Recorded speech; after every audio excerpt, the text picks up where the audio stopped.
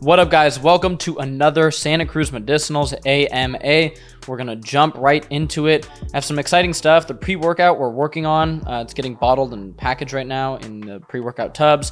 Pump Focus formula, gonna be amazing. The seasonings are on Amazon Prime, so go on Amazon, type in Santa Cruz Paleo. And obviously, if you've ever gotten any of our formulas, our electrolytes, our whey, our beef isolate protein, our magnesium caps, vitamin D, leave a review on Amazon because that really helps us. And yeah, love you guys. Let's jump into this week's questions. The next question is, Brendan, what are your thoughts on the waste water from reverse osmosis? Like, it does waste some water. I think, that's the dirty water going out of there. So I don't have any issues with that whatsoever. Yes, the reverse osmosis system takes some of that water, filters it, and the wastewater gets expelled. Yes, that's good. In that wastewater is some toxic stuff. You're talking pharmaceuticals, birth control, pesticides, all the stuff that you don't want to drink. Chlorine, fluoride. I don't want to drink fluoride, so I'm fine with my reverse osmosis system having that wastewater. It's good. The next question is, Brendan, what do you think of knees over toes guys exercises? So knees over toes guy developed the system, the ATG system, and basically he's doing it to help people with knee health. And if you are anybody that struggled with knee pain, I would recommend looking into some of his program. Now, I do think something called functional range conditioning, or FRC, is a bit better, but if you sort of combine the two, you can do very good things for your knees, your hips, all that type of stuff. So with knees over toes, what I'd recommend is starting to strengthen your tibialis. And there's this tibialis raise machine that I got on Amazon. It's like $50 and you attach like a plate to it and you can do these tibialis raises with your ankles. That's amazing for strengthening them. I'm a fan of it. If you've ever tried any of his stuff and it's helped you, let me know below. The next question is, Brendan, what are your thoughts on dry aged beef? So dry aged beef, there's a couple of different processes that they do to get dry aged beef. So first of all, I'm a fan of the taste. I actually do like a good dry aged New York steak, but there might be some health risks of eating dry aged beef all the time. When we look at studies on processed meat, we do see basically some gut issues that can come from processed meat. Dry aged meat isn't fully like, a salami or like a processed meat like that, but it can have some issues with mold, different funguses.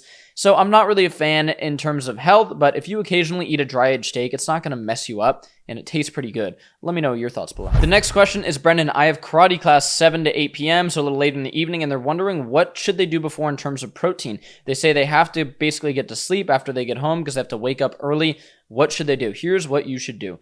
2 to 3 hours before you can have a good amount of protein. I know people say, oh, well, meat takes this long to digest. That's not fully true. It doesn't fully affect your athletic performance in a negative way if you're going to eat some protein 2 to 3 hours before for most people, the vast majority of people. What I would do is basically have some meat and fruit about 3 hours before, or a protein shake with some fruit about 3 hours before. If you're feeling really depleted right before, you can have another piece of fruit and you're going to digest that way quicker. That is what I usually do. When I'm going to lift in the morning, for example, the mid-morning, I will have like 4 or 5 eggs with some cheese. So I've just gotten like a good dose of protein there. And then, I'm going to wait like 2 hours, 2.5 hours. And then, but right before I go to the gym, I'm going to have some fruit. Maybe 15, 20, 30 minutes before the gym, I'm eating some banana, some apple, maybe some honey for those pre-workout carbs. By then, my protein is starting to be digested. You're not going to cramp up and have some of those issues that you can have maybe if you eat, protein 30 minutes before. That is what I'd recommend. Let me know how it goes. The next question is, Brendan, where do you get your knowledge from? So I did get my degree in anthropology from UC Santa Cruz. Anthropology, I had a focus in medical anthropology. So studying human beings, how we developed as human beings. There's some really cool stuff that you look into in medical anthropology. From there, I just have a fascination with health, fitness, everything. So I definitely dive into PubMed and a lot of the research studies, but also live this life. Like, I run like little experiments on myself all the time. We just filmed something yesterday of hitting the za and going to the gym. Like, I did that for you guys. But you have to definitely do stuff on your own in terms of like running different experiments on yourself. Try something for 30 days. Oh, I'm going to take 8 grams of creatine for 30 days. See how that feels and look at the research on it. You can sort of be your own lab rat, because I do love reading all the studies and everything, but guys, everything can't be a study. There's some of these people, these nerds, I say nerds, I love nerds, but like that want to just live their life based off PubMed studies. I think PubMed studies are great. We can get very valuable information from them. I love reading them. Everything can't be a study. If you don't feel good eating soybean oil every day, but there's a study that shows that you should eat soybean oil every day, think for yourself. This guy says, Brendan, I've tried using aluminum-free deodorant and I smell horrible. I smell like onions. Is there anything else I can do?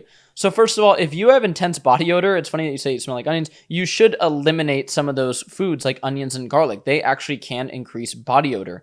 And that might be a genetic thing. There's some sulfur pathways with some of those foods. So that might make you smell more, but try eliminating those for a little bit and see how your body smells. I use a deodorant brand called Pretty Frank right now. I have no affiliation with them whatsoever. I just buy it at Whole Foods. That works well for me. And trust me, my friends are really honest. They would tell me if I smell bad, and I don't. Now, I do think there are certain times where it is sort of normal not to smell great. And that's something that I see for some reason people just like not understand in today's world. After you go to the gym and get like a crazy workout in, if you smell a little bit like body odor, but it's like not offensive, that's completely normal. Go home, get a shower in, you're good. So there has to be some understanding of like, you're not always going to smell like an Old Spice, artificial fragrance aisle. That's not what you want to go for. But what I would do is try out different brands of natural deodorant. You want to get one that has a good amount of ingredients that can help that smell. So maybe some with some essential oils or something like that. But try different ones. Let me know how it goes. The next question is, Brendan, what is your opinion on OMAD, aka 1 meal per day? So OMAD's gotten very popular, usually as a weight loss strategy and just overall, for energy, stuff like that. People like swear by it. They love it. So the reason 1 meal a day works for weight loss is calories. And I would love to say there's some, magic effect of only having 1 meal a day. No, it gets down to calories. Now, the benefit of 1 meal a day for many people that are starting a weight loss journey or just want to understand their body more is you will realize that it is okay to be hungry. You can do stuff while you're hungry. And for many people that are fat, they haven't learned that sense of hunger. This is such a big issue I see. It's insane. And it's honestly one of the reasons that some of these weight loss coaches that I see that never tell people, it's like, it's okay to be hungry sometimes. You don't need to be always eating. We see these, good snacks for weight loss, good this. Yeah, that's cool. It's also okay to be hungry. And this works for so many people because they end up having 1 meal a day. And what that does is teach them to be hungry. It's fine. They're going to burn more calories. They're not ingesting a lot of calories, and they lose weight doing this. I think it's a good short-term strategy if you're trying to lose weight, but there's no magic benefits of fasting. I mean, there's some benefits, but nothing like crazy. Some of these videos you see, oh my God, fasting is going to increase your testosterone tenfold. No, it won't. It won't. You don't need to do fasting. You don't need to do 1 meal a day.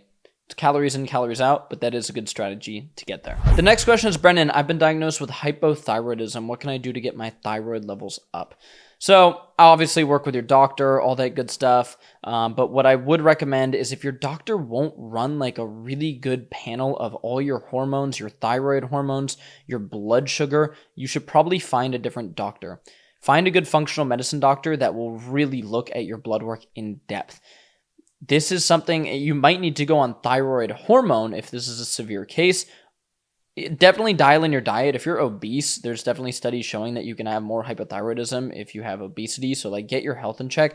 But if your doctor really won't work with you on your blood work and running like a full panel, you might want to find another doctor. The next question is, Brendan, what is your opinion on dates, the fruit, date fruit? Are they good to consume? I love dates. I think they're absolutely amazing. They're also rich in a mineral called boron. Boron has been shown to decrease SHBG and thus increase testosterone. Boron's really good for your health overall. So I'm a fan of dates, and they have actually a good amount of fiber in them, which is pretty cool because they're sweet, but they have a lot of fiber, so it's going to blunt some of that, blood sugar response. I'm a fan of them. I like eating them pre-workout personally. The next question is, Brendan, is long-term freezing bad for nutrients? Basically, they want to get a half a cow and deep freeze it and then defrost that meat and eat it. Is that going to negatively affect the nutrients? No, it won't. You can definitely buy some meat, deep freeze it, thaw it out, and cook it. Now, a lot of chefs will tell you it's a bit more difficult to prepare something that's been thawed out. You have to sort of look into that in terms of drying the meat, getting the moisture out of there so you're not cooking boiled beef all the time. But in terms of just nutrition, nothing wrong with that. I'm going to get one from Perennial Pastures and dive into that. This question is, Brendan, can you give me a good pre-hockey game plan to be energized and just dialed in during their hockey game? And this goes for any sport. Here's what you want to do. So we're talking 3 hours before, maybe 4 hours before if your digestive system's a little slow. I would have meat and fruit, maybe some other carbohydrates like potatoes and rice. Like you're going to have a decent meal right there. I like doing steak and blueberries personally before any big game, maybe steak and sweet potatoes, something like that. And then we get to about 45 minutes before the game. What I like to do now is my electrolytes and food of the gods. So I do electrolytes, 5 food of the gods, and I'm drinking that. You actually want to hydrate, 30, 40 minutes before a game. If you're trying to hydrate 2 minutes before a game, it might be a little too late. You might cramp up. Then right before the game, I would do some fruit. I'm talking 15, 20 minutes before. I like fruit and honey. I like a banana, some honey, some apples, some honey. That is going to have you dialed in, and you're just going to have the most energy ever if you follow that protocol. Caffeine, if it's in the morning, I'm not opposed to having some coffee. I think that can help your focus. And there's other ingredients like citrulline that can help with blood flow. Those are some things to look into. But yeah, that's going to have your energy skyrocketing. This question is, Brendan, can type 2 diabetes basically become type 1 diabetes? And can type 2 diabetes be reversed? So type 1 diabetes is basically where your pancreas doesn't make insulin. And they're looking into different causes of why this happens, but it does appear that basically your immune system is attacking your pancreas, to simplify it. And people are usually born with this. This is a condition, and type 1 cannot be reversed. Type 2, however, is where your body just stops making as much insulin over time, usually because of your diet and nutritional habits. And type 2 can be reversed. And you might see, if you just Google, can type 2, be reversed? A lot of, mainstream medicine will tell you no, although we have a lot of studies of type 2 being reversed. So what you can do for this is you need to make your body not so insulin resistant, is what it's called. So if you're doing a really high carbohydrate diet and you're not eating a lot of healthy fats and proteins, I would reverse that. I would go lower carbohydrate and start eating way more healthy fats and healthy proteins. I would also start lifting weights. This can definitely appear to help your body in terms of type 2 diabetes. There's other things that they're looking into that can fix type 2 diabetes, but it's definitely a lifestyle disease, whereas type 1, you're born with that. So if someone tells you they have diabetes, you shouldn't judge them. They might not be unhealthy. They might have type 1 diabetes. You shouldn't judge somebody if they're unhealthy, right? But if you are obese and eating a lot of sugar, that can lead to type 2 diabetes. 20% of Americans have it. It's not good. The next question is, Brendan, my dad has high blood pressure and maybe some heart issues popping up. What supplements should he take? So if my dad had, my dad's dead, but if he had heart issues right now, what I would have him take is a supplement called CoQ10. CoQ10 appears to be really beneficial for your heart health. It's actually really interesting that in an actual beef heart or venison heart and the heart of an animal, there's a lot of CoQ10. So you can get CoQ10 from your diet, but let's be real, who wants to eat a bunch of beef heart? It's kind of good, actually, beef heart tacos. But you can take a supplement called CoQ10 that's going to have some benefits there. They're also looking into magnesium for heart health. And now why there might be some association with magnesium and heart health, it might be because it basically reduces stress, helps with sleep. So those are some things that I would take. I do take magnesium and I do take CoQ10. So you might want to look into those. The next question is, Brendan, what do you think of those blue light glasses? You see so many ads for these, people rocking these blue light glasses because it's going to help them reset their circadian rhythm, block out a lot of that blue light that we get. Now, listen, blue light in the evening is not really good for your circadian rhythm. I try to minimize it by having basically a thing on my phone that turns the screen orange after the sun sets, and I try to just not get that much light into my eyes. My friend Austin the Marine, aka Organic Tarzan, takes this to an extreme. If you go to his place in San Diego, it is dark when it is dark outside. He has these Himalayan salt lamps that don't put out a lot of light. I'm always rummaging around my iPhone flashlight when I stay at his place in the evening because it's just ridiculous. But you know what? He's onto something. I do sleep really well when I'm there. And it makes sense for almost all the time we've been on Earth. If we've been on Earth that much time, for that much time, we haven't had, blue light after the sunset. So I think there's definitely something to them. Blue light blocking glasses are pretty cheap. You could wear them in the evening if you're in maybe you have to work at a grocery store and it's just blasting you with light. You could probably throw on those blue light glasses. It might not make a massive difference, but it's pretty easy to do and it might make a slight difference in your sleep quality and circadian rhythm. The next question is, Brendan, what do you do if you have surfer's eye? And I'm assuming he's asking this question because I have surfer's eye. So my eye is messed up, and I have surfer's eye in my right eye, and then you might have seen, I don't know if my guy can pull up a clip, I got poked in this same eye in jiu-jitsu about a year ago really bad. It filled up with blood. It was bad. I went to the eye doctor. They're like, nothing really you can do, but it sort of permanently damaged my eye. My vision's fine, but I have basically a red mark in my eye forever. It is what it is. There are some eye drops that you can use. What I'd recommend is getting one that are for sensitive eyes if you're going to be using them often. There was actually just a recall of a lot of eye drops, big brands, and I'll have my guy have this recall pop up. Just look up eye drop recall, which was actually pretty concerning because a lot of these manufacturers were basically using or manufacturing eye drops in dirty conditions, which is pretty crazy. So yeah, there's some stuff you can do there, but there's actually no like real cure for surfer's eye. So good luck. The next question is, Brendan, what do you think of eating the same meal 3 times a day, every day, just constantly? And that meal, he says, consists of beef, rice, potatoes, veggies, and some fruits. So I think this is actually okay, but here's why I would recommend against it. I'd recommend against it just because of the enjoyment of life and the flavor of food. Even with the diet that I eat, there are so many amazing recipes. You see me post them all the time that you can do.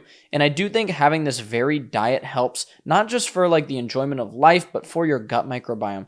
I think our bodies have evolved to eat different foods. I don't think they've evolved to eat this million ingredient mixture that a lot of people are eating when they just go to a traditional grocery store and they ingest, new chemicals, red 40, artificial sweeteners, 9 different types of wheat, 9 different types of sugar. I don't think we're really designed for that, but I think we are omnivores that are designed to eat a variety of things. I do eat, like, most of the time, I'm eating, like, beef and rice and beef and potatoes. I cook my fancy meals, a couple times a week and spice it up. But, like, yeah, if you want to just eat those meals, that's totally fine. You're going to be fine.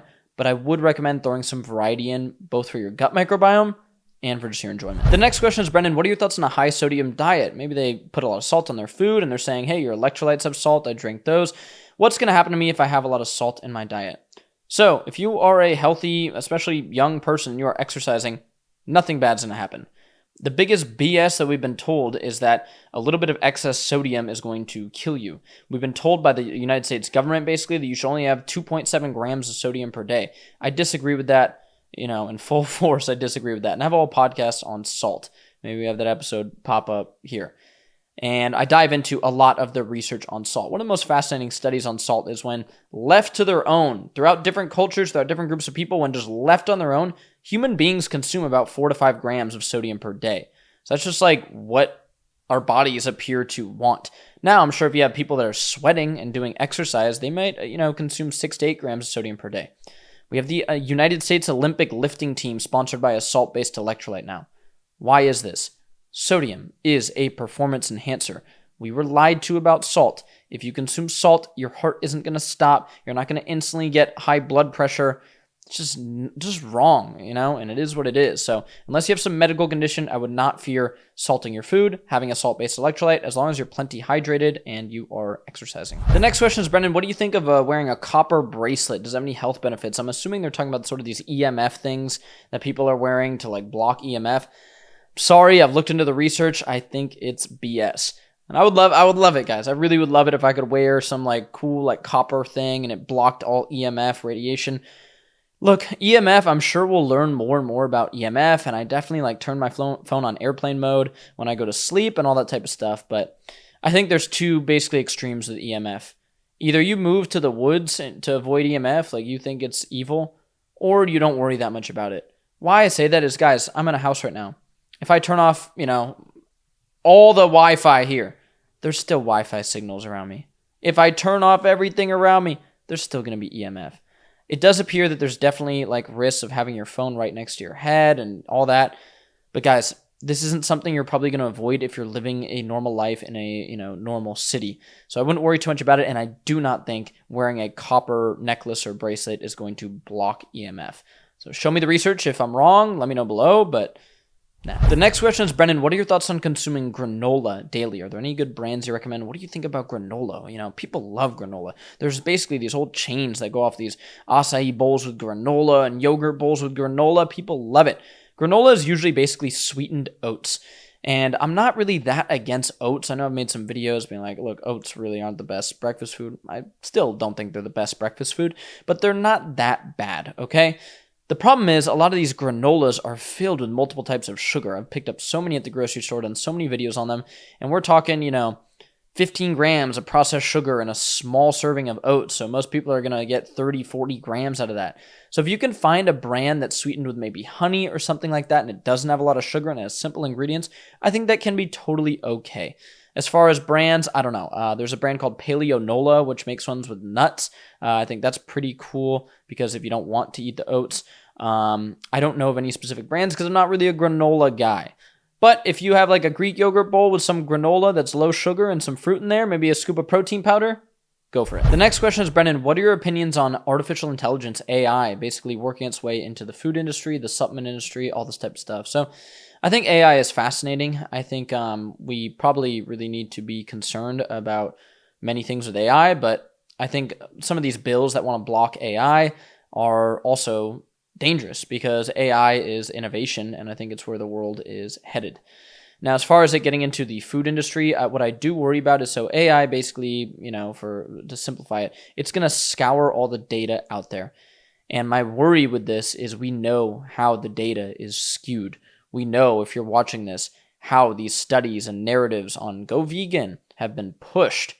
So if AI were to scour the data and these conclusions that have been made of red meat is bad, plant-based is better, seed oils are great, red 40 is fine for you, that might start to build some narratives and conclusions, some AI conclusions that we both know are complete BS. And I've seen this just messing around with AI. Like if you like type in something like, is red meat bad for you on AI, it might spit out, oh yeah, red meat, there's a study that showed that it messed people up, it increased their cholesterol, and cholesterol kills you. So the whole narrative around health oftentimes is completely wrong. So I worry if it's pulling from all that data, that could have some issues. But let me know what you guys think below. It's an interesting question. The next question is, Brendan, what do you think about sardines? Are they better than tuna? And do you like sardines? So sardines are going to be better for you than tuna in many ways. Sardines are going to be lower in mercury and some of those heavy metals that we do find in tuna. Now, you do need to eat like a lot of tuna to actually have mercury issues, so don't worry if people are like, well, tuna has mercury. Like, yeah, so do a lot of foods. You probably don't need to worry that much about that. Sardines are affordable. They also, like, you're getting more of the actual skin of the fish, which is where a lot of those omega-3 fatty acids are. So I'm a big fan of sardines. The only difficult thing about them is they smell awful. It's not like a portable food. Don't bring sardines on the plane. I'll probably be stoked. If you have sardines on the plane, I'll be stoked. I'll be like, dude, let me get one. But don't bring them on a plane. Come on. So I'm a fan of them overall. I do eat them, and I think they would be slightly better than tuna in many different ways. Do you eat sardines? Let me know. The next question is, Brendan, how often should I eat canned fish? Now, a lot of people have this question because mercury. Everyone hears about mercury. I looked into all of the data on mercury, and you would need to eat a significant amount of canned fish to have mercury issues. It isn't like some like BS. Like, it's not some like, oh my God, you can never get mercury issues from canned fish. You could, for sure. But you can eat canned fish pretty often. We're talking like 15 cans a day, 18 cans a day of tuna, and you wouldn't have mercury issues. So I would go for it. If you enjoy canned fish, I would definitely go for it because it's a good source of protein, omega-3 fatty acids. Just have some variety in there so you don't have any mercury or heavy metal issues. The next question is, Brendan, what kind of pillow do you use? Are there any pillows that are better for your health? So first of all, I use a pillow that's basically curved like that, and that helps support my neck when I sleep. I usually try to sleep my back, but sometimes I go on my side. And as far as the brand of pillow and everything that I use, I'll have to ask my girlfriend. I'll try to do a post about it. Go check my IG story now. But basically, there are some bad ingredients in pillows. And we were using these pillows, and my girlfriend has dialed in the whole house to be non-toxic. And she was like, hey, the pillows that we're using are not good. And we replaced them. So go check my IG story or TikTok or whatever, and I will do a post on that. But yeah, you need to dial that in. All right, guys, that is it for this week's AMA. One of my favorite flavors, should be in stock while you're watching this, dragon fruit. I'm about to sip on some of this and go to Lance's, get some work done over there with him, maybe go hit the gym.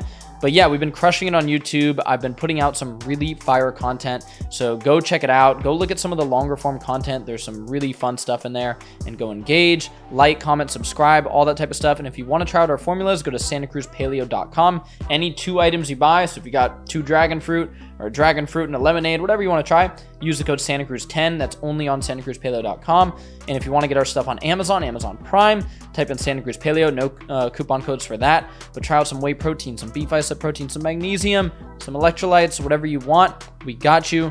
Keep your health dialed in. Get after it. Hit some hard workouts this week. Tag me if you do. I appreciate you. Talk to you soon. Peace.